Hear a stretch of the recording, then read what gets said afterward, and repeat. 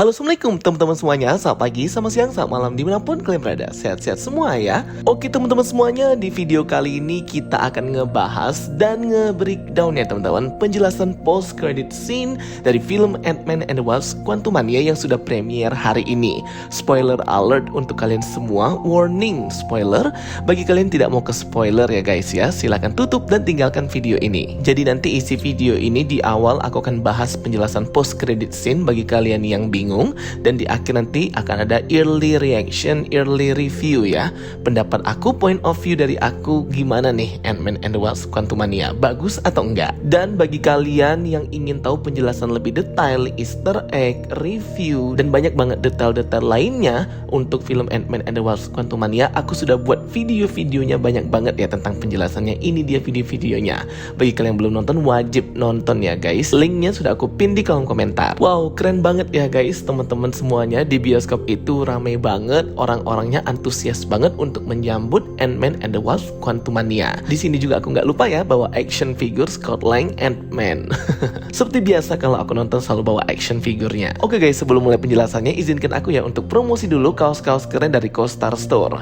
Nah, di sini sudah ada banyak banget ya kaos-kaosnya dengan berbagai macam desain. Di sini aku udah banyak banget desainnya, dari mulai The Last of Us, Ant-Man and the Wasp: Quantumania, House of the Dragon, dan banyak banget. Berkualitas, bahannya adem, dan printing dari desainnya itu keren ya guys ya. Jika kalian tertarik, langsung check out dan order aja. Link Tokopedia dan Shopee sudah aku taruh di description box. Dijamin tidak akan mengecewakan. Oke teman-teman semuanya, jadi tadi aku sudah nonton bareng teman-teman yang lain juga. Bioskopnya rame.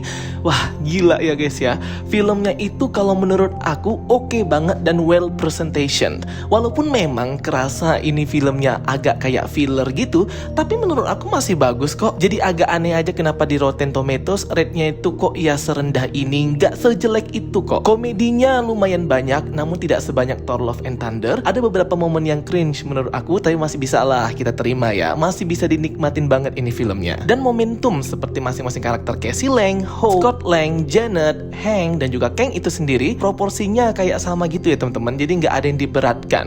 Namun memang karena ini judulnya Ant-Man, tentunya akan lebih banyak ke Scott Lang, walaupun karakter Cassie Lang lumayan sedikit nampil juga di sini ya teman-teman. Oke, itu nanti kita bahas di akhir ya. Ini aku mau menjelasin tentang post credit scene-nya dulu ya. Jadi post credit scene-nya itu ada dua. Yang pertama, mid credit scene dan end credit scene. Mid credit scene itu menampilkan Council of the Kangs. Wow, gila banget ya teman-teman. Sama banget dengan panel di komik ini. Terlihat ada 3 orang varian Kang di sini. Yang di tengah ada Immortus, yang di sebelah kiri yang seperti Firaun itu ada Pharaoh Ramatut, dan yang sebelah kanannya kepalanya botak pelontos. Aku agak kurang tahu ini siapa, mungkin ini adalah varian yang baru namun hebat. 3 orang ini adalah pemimpin Council of the Kangs. Apa sih itu Council of the Kangs? Council of the Kangs adalah perkumpulan Kang dari berbagai timeline dan berbagai multiverse. Aku sudah buat penjelasan tentang Council of the Kangs ini. Ini videonya, kalau kalian penasaran banget nonton ya.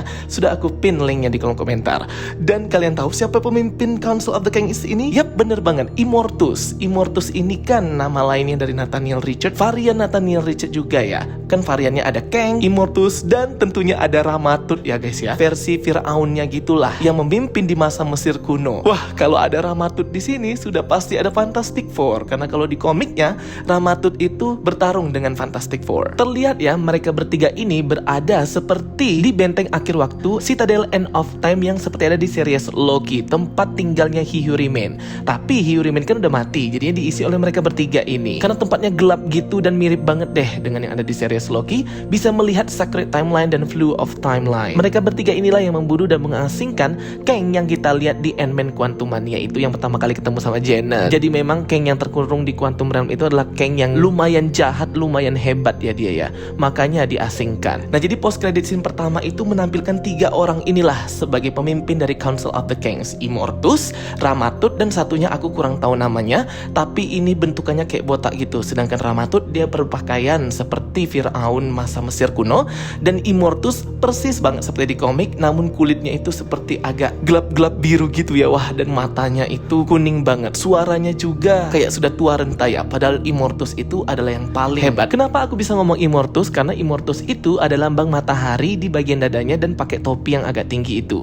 Di komik juga yang membentuk Council of the Kangs, perkumpulan para Kang, itu adalah Immortus. Karena Immortus ini baik. Tapi aku nggak tahu apakah mereka bertiga ini sama kayak di komik baik. Siapa tahu versi MCU mereka bertiga sama-sama jahat. Kita nggak tahu ya. Intinya percakapan mereka bertiga ini adalah mereka sudah mengetahui Kang yang mereka hukum dan mereka asingkan ke Quantum Realm out of time itu yang dilawan oleh Scott Lang itu sekarat ya teman-teman, dan masih unpredictable nasibnya. Namun kata mereka bertiga, mereka itu sudah hampir menyentuh multiverse. Nah, mereka ini mungkin para Avengers ini ya yang sudah mengetahui tentang rahasia multiverse. Karena kan multiverse itu rahasia dan multi timeline itu juga rahasia, nggak boleh ada yang tahu. Bisa juga maksudnya varian Kang itu sendiri yang jahat. Mereka bertiga pun memutuskan untuk memanggil semua Kang dari berbagai timeline, dari berbagai multiverse di perkumpulan mereka di tempat Citadel End of Time itu ya. Sebuah benteng yang gelap banget itu, aku pun tadi nggak kelihatan banget.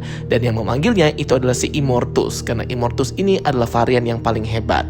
Di komik sih dia baik ya, tapi nggak tahu deh di sini dia jahat apa baik. Dan ada si Ramatut juga sama yang satu lagi aku nggak tahu namanya. Langsung ya secara masif banyak banget Kang dari berbagai multiverse dan timeline itu berkumpul di hadapan mereka semua ya. Kangnya banyak banget di sini ya. Ada yang pakai baju sama kayak Hyuri di series Loki, ada juga yang pakai baju yang sama kayak The Kang.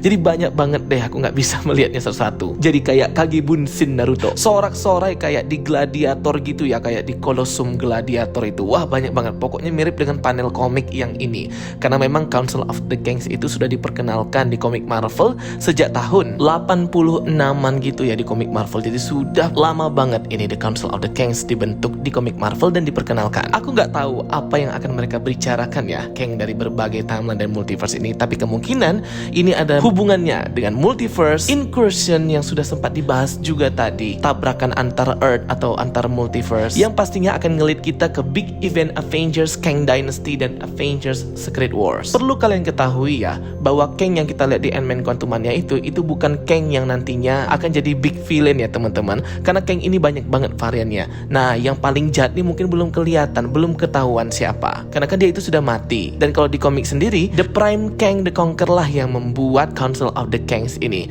tapi atas suruhan atau arahannya Immortus. Banyak banget posibilitas cerita yang unpredictable dan yang gak ketebak ala-ala MCU, sehingga mungkin Kang yang paling jahat itu nanti akan diperkenalkan lagi Kang yang baru, tapi tetap diperankan oleh orang yang sama, namanya The Prime Kang dari Earth 6311 sama seperti di komiknya. Sehingga Kang yang ada di Ant-Man Quantumania itu mungkin Kang yang masih amatiran ya, masih ecek-ecek. Ya jadi itu ya penjelasan post credit yang pertama. Memang nggak banyak banget informasi yang bisa kita lihat. Dan post credit scene yang kedua atau end credit scene menampilkan series Loki dan Mobius yang sedang memburu varian Kang yang lain, tapi di sini mereka kayak di tahun 80 apa tahun 50-an ya ini ya. Masih zaman old banget, sedang melihat presentasi si Kang ini tentang mesin waktu. Ya ini tuh kayak promosi series Loki season 2 aja ya guys. Dan post credit scene pun berakhir. Overall sih filmnya bagus ya, aku suka. Rate dari aku itu 7,9 out of 10 aja ya. Pokoknya masih bisa dinikmatin, gak serendah itu dan gak sejelek itu kayak di Rotten Tomatoes. Cuman aku kecewa banget sih sama CGI Modok itu ya, apalagi mukanya aneh banget, seperti unfinished atau belum selesai. Matanya itu gak ada ekspresi gitu ya teman-teman, dan aneh banget deh pokoknya mukanya si Darren itu jadi Modok. Gak tahu kenapa, itu adalah the worst CGI yang pernah aku lihat sih wajahnya ya. Bagian matanya tuh kayak kosong gitu loh guys, matanya gak ekspresif, masih jauh lagi. Lebih bagus CGI matanya Gargantos di Multiverse of Madness. Jadi itu ya teman-teman yang cuman aku kecewanya, si Modoknya aja juga nggak jelas gitu, akhirnya kok malah jadi baik. Oke guys, itu dia ya sedikit singkat dari aku. Nanti next aku akan buat video lebih banyak lagi membahas tentang Ant-Man and the Wasp Quantumania.